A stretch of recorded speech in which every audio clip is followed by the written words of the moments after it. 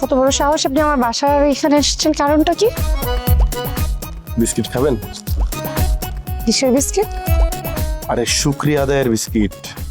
শুক্রিয়া আদায়ের বিস্কিট মানে?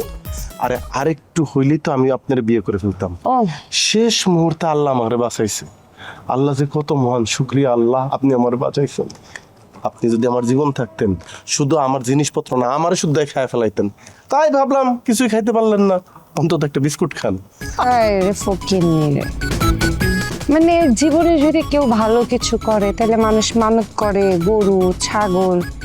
এমন ফকিন্নি আসলেই আল্লাহ মহান, এরকম একটা ফাজিল আর্জেন্টিনা সাপোর্টারের হাত থেকে আমাকে বাঁচাচ্ছে।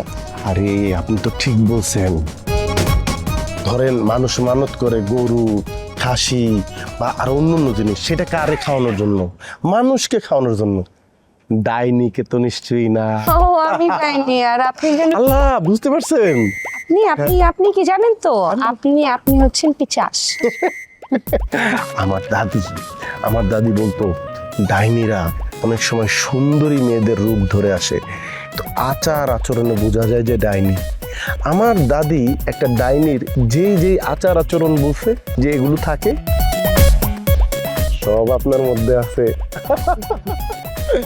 আল্লাহর কাছে আবারও শুকরিয়া আদায় করছি যে একজন ডাইনি থেকে আমাকে বাঁচাইছে, আর আপনি একটা মানে গোল্ডেন বয়কে পেলেন না। গোল্ডেন বয় না আপনি? গিয়ে আয়না একটু নিজের চেহারা দেখেন, গোল্ডেন বয়।